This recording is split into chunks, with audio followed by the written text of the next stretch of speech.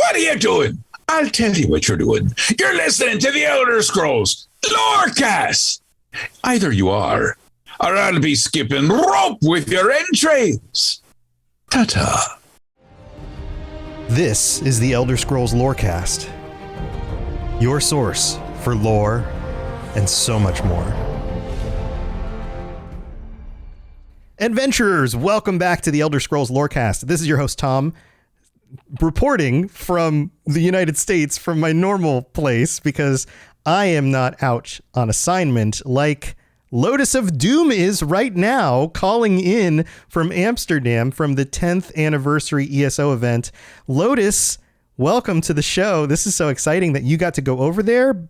I guess ZeniMax flew you out on, Yeah. This is pretty wild. So Bethesda, ZeniMax, Microsoft, and Yellow Pike Media actually provided me the trip to come to Amsterdam to join in with this pretty over-the-top Elder Scrolls Online 10th anniversary celebration. So it has been quite an experience. We have one day left in it, or remaining, but this has been quite the extravaganza. They really kind of spared no expense with all of this, and it's been, from the literal hundreds of people I've met at this so far, this has been a once in a lifetime thing for sure. That is awesome. I'm so excited that you actually have time to get together and talk with us about this. We are through a Discord connection across the world, and there really isn't that much delay. It sounds a little funny because it's through a phone, but it sounds, you might sound a little different. Podcasting setup either.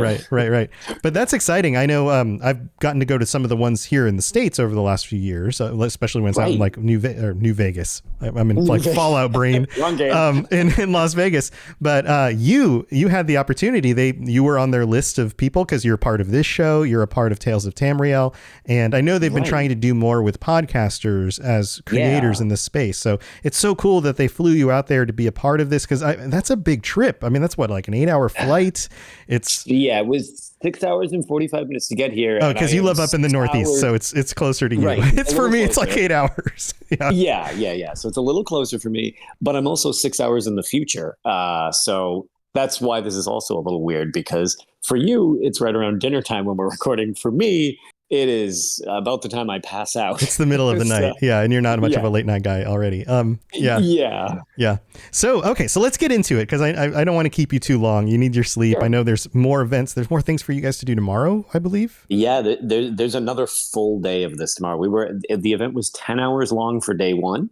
I was at a media briefing the previous day for several hours. And then tomorrow it is another 7 hours worth of stuff. Wow. Yeah. When we went to Las Vegas, it was like 2 days. It was like a day and a half. And that first 9-hour day was basically what today was here when I'm recording tonight. So, so that was like the big day. Right. So where did they start out? How did this kick off? You guys got to the venue. I assume you lined up. They let you in. They give you little wristbands or whatever. They send you in. Yeah, so I've been trying to kind of do what I can on social media to just show some of the fun stuff that I've been allowed to take pictures of. And now that the NDA is up, I'm a little more free to talk about stuff. But we're posted up all the, for lack of a better word, even though I find it kind of cringe, influencers or creators we're all like the same big hotel for ease of access.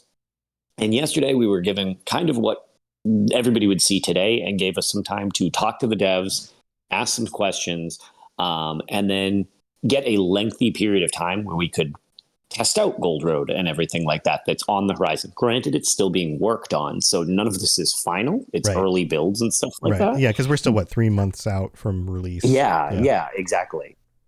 But we got to test some things out, see the new scribing system, which is very interesting. I'll really be curious to see as it continues, because I guess they've already changed a few things based on like internal feedback. So that's constantly evolving, but that seems like a really fun new system. And the customization just cosmetically, that I know is like a huge selling point to people in games. Yeah.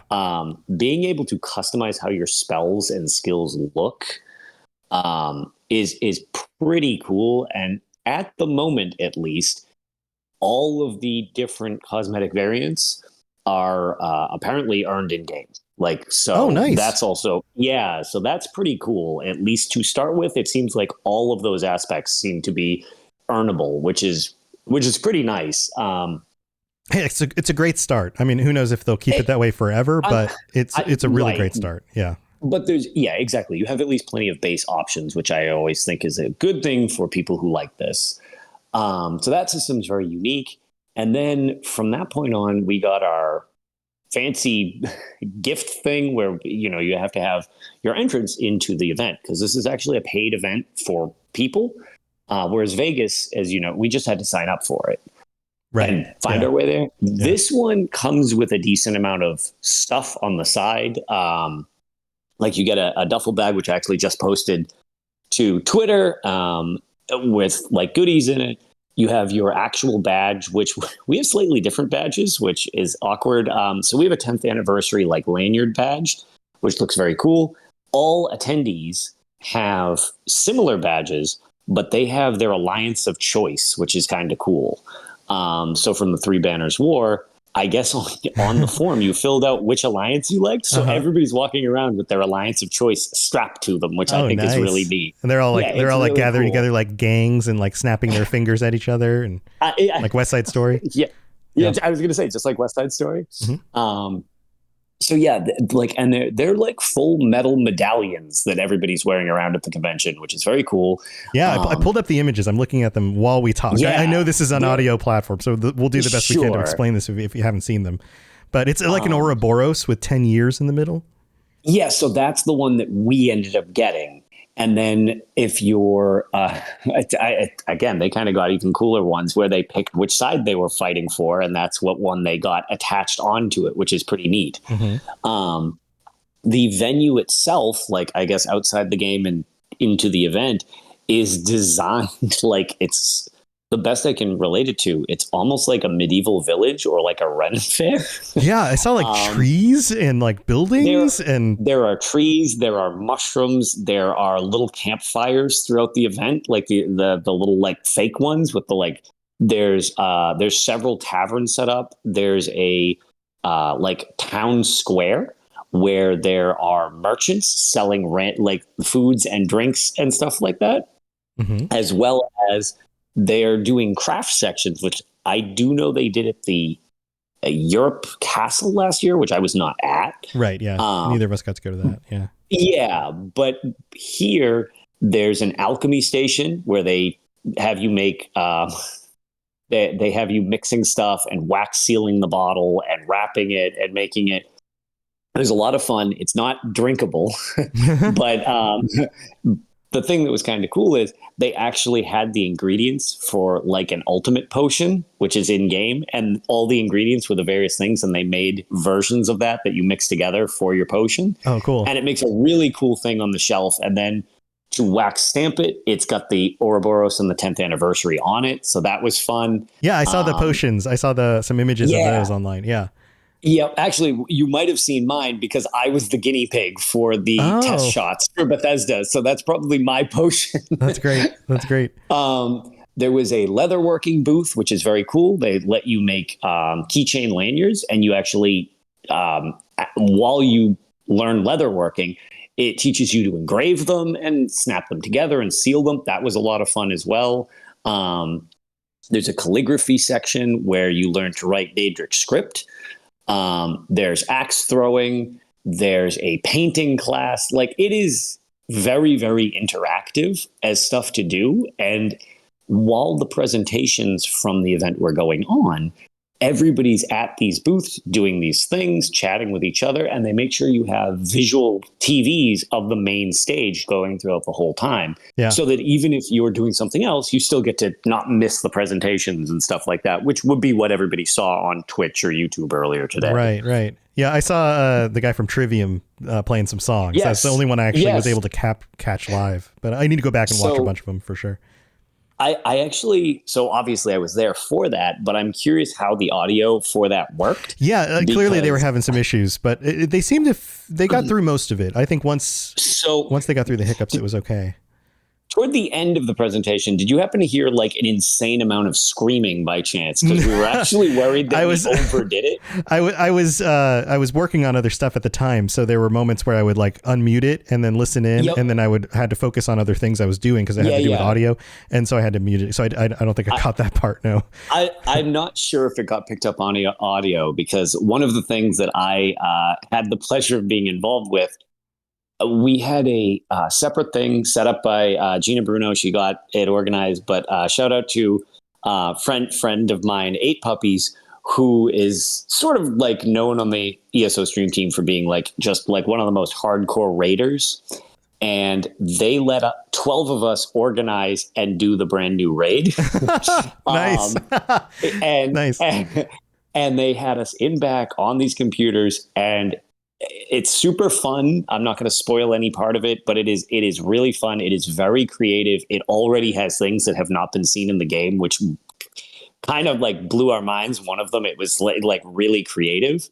But it was, they didn't expect people to be doing that yet. Yeah. So the balance was not, they were like, this isn't balanced. It's still early. It's still early. This is how game dev works. It's not done until it's done. And even then it may not be done. Yeah. But it came in with 12 people who are very experienced in doing speedrun hard modes and no deaths. And we were just blowing up left and right. And we gathered a crowd who was watching to see if we could all do it. And we managed to get as far as it was physically programmed. And that was the point where people got up and literally started like screaming and cheering because we managed to beat the thing. And I was great. Like, I wonder if that got caught on audio, because that was like 50 people who just went ballistic like it was like a sporting event. Wow, that's awesome. But it was a ton of fun. It was a ton of fun, and we had Matt playing music in the background for us while we were doing it. Right. So it was a pretty. It's something I've never been part of, but it felt like an esports event, which was ridiculous. Yeah, I bet. Yeah, I could see that. There were some panning of the camera over the crowd, like going back and forth. And I was looking around trying to see if you in there. Yeah, it was like standing room. Like in Vegas, we all got seats. There were not enough. Yeah, there were not enough seats for everybody. I was off to the side by the camera crew in the bar a lot of the time, because I'm actually one of the shorter people here, which is interesting. Oh, because you're in Amsterdam, you're in the Netherlands. Yeah, I'm in Amsterdam, everyone in Northern Europe is taller. Yes, absolutely. Yeah, I got to go over there during the summer. Is like 6'2". Right. So I'm like 2 inches shorter than the average. Right. You're like an inch. Tall. Yeah, you're like an inch taller than I am. But I felt short too, walking around everywhere. I was like, normally I feel kind of average, but like, oh man, everybody here's so tall. Yeah. Yeah. So I was kind of off to the side with the camera crew, and we were chatting and stuff like that. And my friend and actually former unofficial Elder Scrolls podcast host prior to us taking over and kind of integrating with Tales of Tamriel, Pylon, actually works for Alienware now, and Alienware provided all the computers for the event. Oh, cool! Because I saw that he was there too. Yeah, I saw his picture. Yeah, he was out on business to make sure everything was working. That's cool. They provided the computers for the event, but Pylon's 6'5", so he's standing next to me. I was like, everybody's taller than me. This is so weird. Yeah. Oh, that's fun. That's fun. That's cool. Yeah. I thought maybe he just got to go, or maybe he flew out there himself, but he's essentially here on work. That's amazing. Like, he works for Alienware, which is cool, but then he also gets to go to an event for Elder Scrolls, which he's a big fan of. That's so fun. Right. Yeah. Exactly. Yeah. So I'm looking at your duffel bag and your lanyard, and then there's the like the boxes that came in, and then there's a coloring book, 10-year commemorative coloring book. It's really amusing. It's just like cartoon drawings of various characters and events from in-game, and just full coloring book style, like you're back in grade school. It's really amusing. That's awesome. And then also you got a little guar buddy, a little stuffed golden guar with a hat. What's the hat? He's got the Cadwell hat. Oh, it's a pan. The pot head. Yeah, it's a pot. Okay. The pot helmet. I see it now. Yeah. Yep. So that's the one they had on the stream where people were unlocking that or whatever. We got a physical version of him. And some people were really creative in watching the stream while at the event to try to get their drops, which was a little more dedication than I had. Yeah, we got codes since they were like the odds that you're going to be able to be on the stream long enough for this. Yeah. But like, yeah, so we got physical versions of him stuffed in the little duffel bags. Which was fun. I missed it. I missed out on it. I'm so sad. I think they do have a recap of it at some point. Okay, well, hopefully I can get in on the recap. Yeah. Oh, that's so fun. So you also got to hang out with Arcaneer, your co-host from Tales, and I got to meet Arc. Yeah, you've been doing this show with him for years now, but you've never actually met in person because he's from Turkey and lives across the world from where you live. First of all, what was that like? Secondly, was he stoked to get a guar? So the guar thing was incredibly funny because he was saying, I now own more guar plushies than anything else in my house. How has this happened? Right. Yeah, of course. But no, that was actually really, really cool. Right out the gate, everybody was trying to figure out where the two of us were so that we could like find each other. Mm-hmm. And it was really neat actually seeing Arc in person. And it was very peculiar because it's like, we knew what each other looked like via the internet, obviously. And recording Tales. You've been looking at each other's faces every week or two for the last, but it's like long. Between recording Tales of Tamriel and just talking about other stuff, playing games together and stuff like that. It's been around 8 years of us knowing each other. So it was kind of weird to actually like bump into each other at this point. It is weird. It is weird to meet internet friends in physical space because it's like, we have bodies. You're a tangible thing. Right. Like, you're really here. Are we supposed to hug? Do we shake hands? How does this work? Yeah. Right. Yeah. So that was a lot of fun, and we got to actually hang out. There's a big crew photo that I'm not sure has been posted yet because so many people from the Elder Scrolls, the unofficial Elder Scrolls pages are here too, and since we're kind of like the podcast representing that as well over at Tales of Tamriel, we have a giant group photo, and I think there's 16 of us from UESP here. Wow! So we took it in front of. They did a not life-size model, but comically large model of the Imperial City.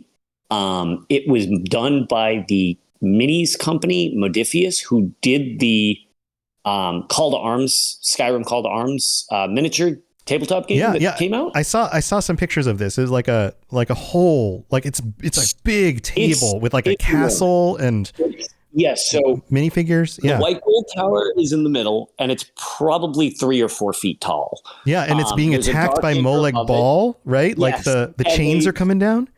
Yep, and they made the minis of Molag Bal, and all of the Daedric minions have broken down one of the walls. They're charging into the actual city, and then there's, I believe it's the Ebonheart Chateau. Grand Manor is off to one of the sides. And then I believe it's the Tree of Eldenroot is actually on one of the other corners. And then the Breton one is, I believe, Wayrush Castle, maybe, off to the side. And on all of them, they have done individual minis that are like battling from the different alliances on all of the set pieces. That's so cool. It's so elaborate. It is wild.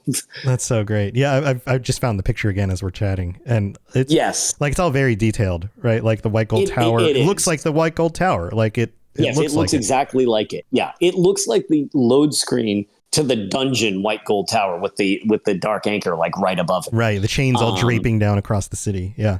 And in the background of any photos you might see from that thing, if they're zoomed out enough, you'll notice there's pictures on the walls. Yeah. So is that artwork? What is that?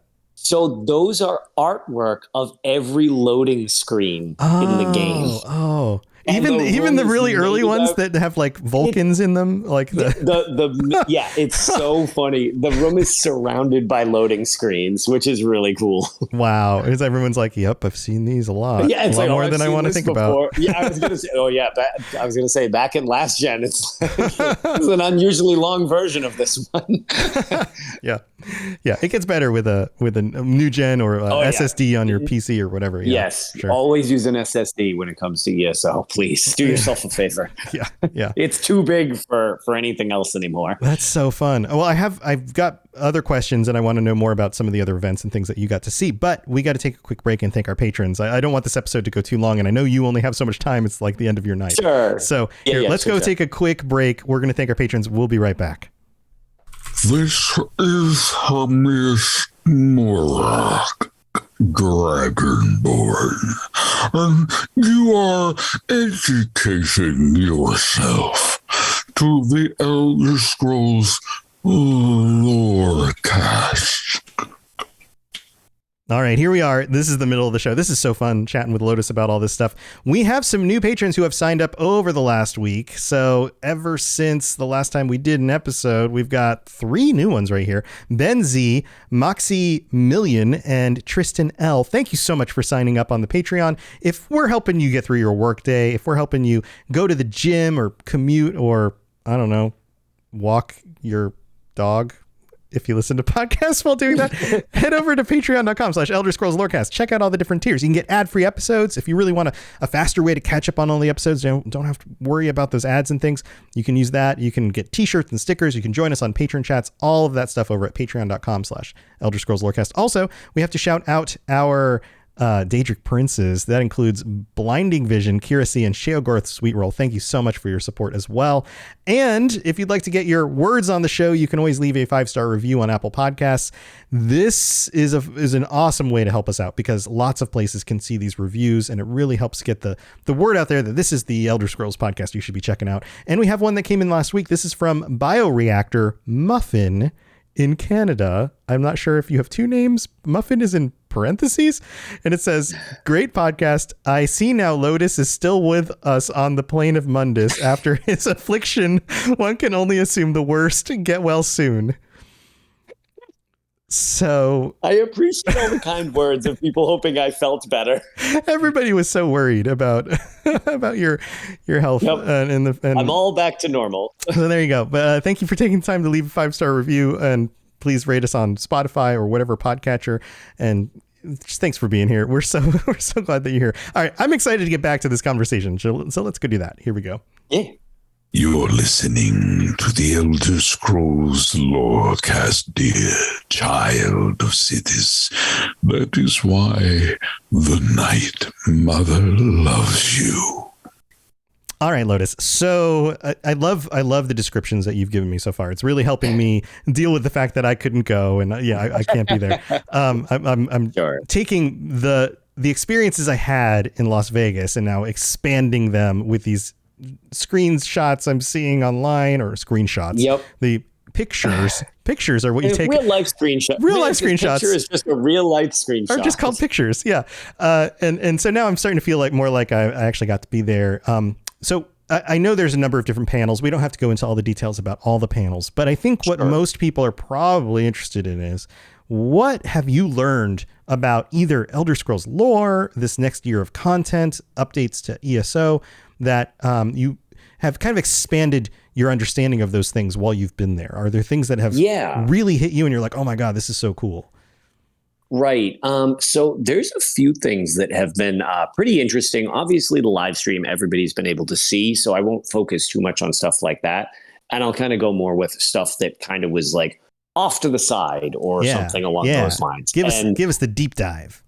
Right. Behind the scenes. Honestly, we'll obviously have to follow up, and we'll see how it goes. But some of the devs have expressed interest in joining both this show and Tales of Tamriel to chat if we are interested. So hopefully we'll be able to make that happen. Yes. So hopefully we can expand upon that and make that happen, because there was a lot of interest to both shows to kind of like focus on whichever is possible. Some obviously more lore would be useful for this, where combat more useful to Elder Scrolls or to Tales of Tamriel. So it's like, hopefully we can make that happen over the coming months. So stay tuned for that.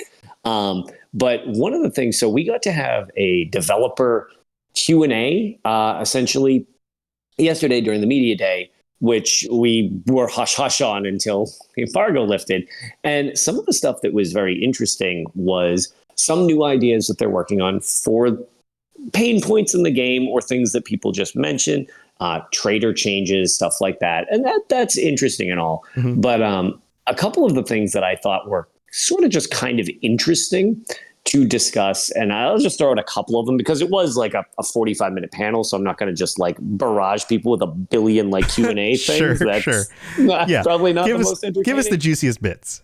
Yeah, so a couple of them that were pretty interesting was it was asked because Gold Road is based on a lot of the area from Oblivion, as most people would know, but it deals with something very different with spoilers, even though they're spoiling it constantly. So I guess the statute of limitations was determined to be over with a new Daedric Prince. Right, like that's in their advertising. So it's, I guess, not a spoiler anymore. It's not a spoiler according anymore. to them. Right. So this is all very Athelia focused, right? Yeah. So the interesting part about the comments on this was, I guess going forward, the devs like to mix and match a bit, where they like to introduce something new to the series, in this case, a new Daedric Prince, but they like to match it with something that is familiar from prior parts of the series. It totally makes sense. It grounds. It's not like, oh, the team at ZOS is just making crap up. It grounds it. It makes you go, I can see how this fits into the world because it's connected to these other things. Yeah. Yeah, absolutely. That totally makes sense. Right. And when they said it, like it does, but that's apparently a focus they have kind of like gone with for quite a while, where when they introduce something new, they want it to have something relatable from the series before. That absolutely tracks. Yeah, exactly. Now that you say it so plainly, I'm like, yeah, no, that's exactly the formula they've been using. That totally makes sense. Exactly. Yeah. Which was a fascinating little bit to hear them just say. It's like, yeah, no, that's a design focus that we always do. And it's something that I think I liked more than I realized until they kind of told me about it. Yeah. One of the other ones that I thought was very interesting, just because it had a funny story to it. We asked the panel what their favorite zone was that they worked on. Uh-huh. And I believe it was Bill Slavacek, the lead writer. I believe, well, it was all of them chiming in together to complete the story, but he was kind of the one who jumped in and was like, I think my favorite zone might have been Murkmire, because there's so much dangerous terrain and we needed to make it a playable space. Yeah. And I remember like the boardwalks on top of the swamp and then that part. Yes. Like there's all this, like it's clearly designed to be like, okay, what would people who live in a swamp need to live here? And how would they get around? Yeah. And that was like a big thing, was they were like, okay, so we've got the idea for what we want to do. It reminds me of South Florida. I don't live near the swamps, but being, I mean, you know how it is. You end up driving places over the years, right? Like I'm sure you've driven in different directions from where you live, right? And within a certain range. And every time I have to drive through South Florida, I'm like, oh yeah, this is what this is like. It's basically Murkmire with less trees. Basically Murkmire. Right. Yeah. And they were saying that like one of the biggest holdups was they were like, well, everything's trying to kill you and there's like marshes of death everywhere. So they were like, how do you get through the dead water to get to these different areas? And that was where, if you've played Murkmire and Elder Scrolls Online, you can basically, they teach you to work with strangler vines. Yes. And you can like toss a little seed at them, and that's their way of traversing. It like pulls you across, and it's something the Argonians do, and they teach you to do it, and that's how you like get around. Yeah. And they were like, yeah, we were like, okay, that'll get you over these death zones essentially.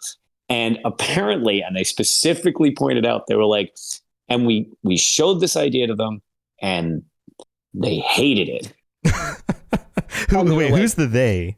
Like specifically, Rich Lambert was like, "That's terrible." Oh, okay, that's Rich great. Was at the actual thing, and he's like, "Oh, just throw me under the bus, why don't you?" Of course. So they designed the zone the way they did for basically lore reasons, and then worked on a system to get around. There was a lot of concern that the system wouldn't work because it was a new system to the game. Sure. So they said, we need to have it. Basically, they were going to kind of figure out a way like, well, I guess we'll just have to push the swamp down in points so you can walk around if this doesn't work. Oh. And they were like, we have enough time to test this. And if we can get it to work in time, it stays in. If we can't, we have to take it out and we have to modify the zone so that it doesn't include this.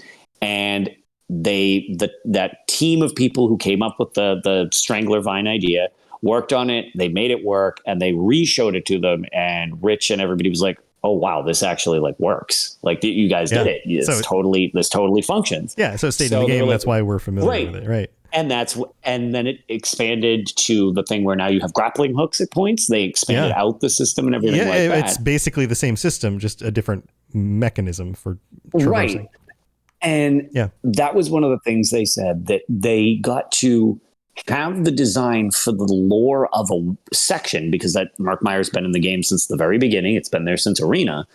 And they needed to make the game engine they play with actually make sense in that. And they said that's surprisingly a common problem, is make the world functional, because so much of the world is just a death trap, because turns out Tamriel's was originally called the Arena a lot. Right. Yeah, it's basically it was a hellish world to live in. Sure. Yeah, absolutely. It's a hellscape. Yeah. And they said a lot of times they design the zone for like lore first, and then they have to fit it into the game. And sometimes they're like, we have to create new systems to make it work rather than try to stray too far from what it was. And I thought that was just really cool, that's how it's sort of like a make feel right first, and then we'll work on the logistics of how do you play in this space. It totally makes sense though, because what I hear you saying in this interpretation of everything is that they value the lore so much that they're doing everything they can to keep that accurate and designing gameplay systems that work with it so they don't have to change the lore. Right. Yeah. That's the opposite of what so many people complain about, especially people who come to Elder Scrolls Online for the first time after playing. I've been playing these games since Morrowind. Right. ESO is just making crap up. And it's like, have you paid attention? Are you actually paying attention to what's going on here? I think that, and I've always enjoyed that. Yeah, I mean, they definitely have some weird stuff for sure. Spoilers, all of the games do. Right. And I think that if anything, if you and I have learned anything by doing this podcast for the last few years, it's that there is no standalone game that's just like this pristine piece of like a staple of the series. This is exactly how they all should be. And then everything that strays from this is going off. It's like, no, they're all weird in their own ways, which is just part of how the series works.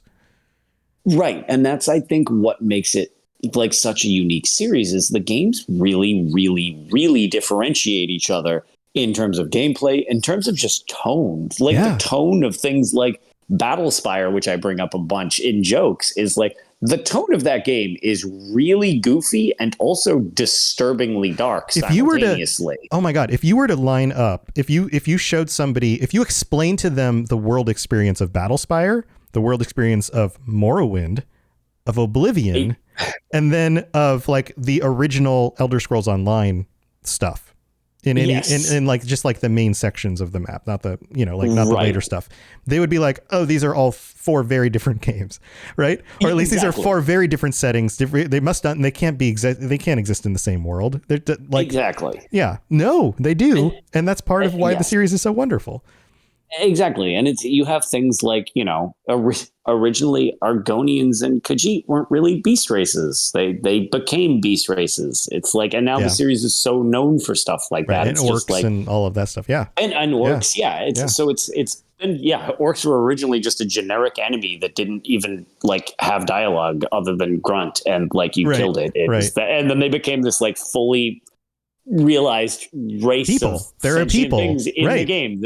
Exactly. They're not monsters. They're people. They make decisions just like every other group of people. They just have been severely abused by everybody else around them, and they have to deal with probably that. From the days of Arena when everybody's just killing them without talking to them. Right. So here, speaking about another group that I find interesting, I'm looking through the posts of pictures online that people have. There's an image here of full body-sized Dwemer armor. Yes. Oh my God. There's a Dwemer Centurion. There's a table with one of the little spider guys on it and a dragon head. But like this armor looks like you could just put it on. It is so well done. It's just, if I'm not mistaken, I think he's in the Lore Seekers Guild. If I'm not mistaken. But that's a lot of his crafts were there. This wasn't designed by Zoss. This was designed by a fan who brought their stuff to the event, and they got this little corner of the room. It looks like so cool. Yes, it's really cool looking stuff. It's Giandrio Crafts. Thank you. I think is how you pronounce it. I was trying to actually look up his name. I was like, I forget what his name is offhand. Yeah. Now that we know officially that this isn't Zoss stuff, I want to give credit where credit is due. Giandrio Crafts. Hopefully I'm pronouncing your name correctly. Go look that up. If you go follow their Twitch account, go look them up online. This stuff is amazing. You absolutely need to see it. Pretty sure they're a lore seeker as well. So like that's just it. It's like, and that's why it was funny. I'm glad you got it first, because I was browsing through my Twitter. I was like, where is he? I was like, I know he's on here. That's so but cool. Yeah, amazingly well done. Tomorrow is the cosplay competition. So that hasn't happened yet, but a lot of people were in their cosplay today. Absolutely unreal. Definitely, I assume they'll be posted on the Elder Scrolls Online website. Do yourself a favor and check some of these out after the competition tomorrow, because they are unreal. Some of them are completely unreal. That full glowing, like, Daedric hearts and stuff. It's wild. It's just wild. I can't wait to see it. Up on stage for the competition. Yeah, I love that stuff. I do not have the attention span to sit and work on like crafting my own stuff, but I absolutely appreciate people who have the talent and the mental fortitude. Some people just really enjoy it. They find it therapeutic, but like the skill and the artistry to be able to do that is just mind boggling to me, because it's something I don't understand. You put a guitar in my hands, I can play it. You put like an outfit in front of me and I'm like, I'm supposed to make that? Like, there's no way. That's so amazing. Also, getting it through customs. Yeah. On a similar note, every time we've been to one of these events, they have like a picture taking area, right? Like they had Hermaeus Mora up on the last one, and you and I got pictures in front of it with a bunch of different people. So this one, they have Athelia's wings. Yes, they actually have a few set up. So there's Athelia's wings, which we actually didn't screw around with today. But some people have gotten some really fun pictures, and somebody came dressed as Athelia. So it was really funny when she got up there, because she fit perfectly in the actual thing. Oh, that's cool. So that one is very neat. And the other one that's there is actually Molag Bal. It's the classic thing. It's the original statue with Molag Bal kind of screaming and holding the little like adventurer in his fist and like crushing him. It's the statue as well, like that. So that's another one.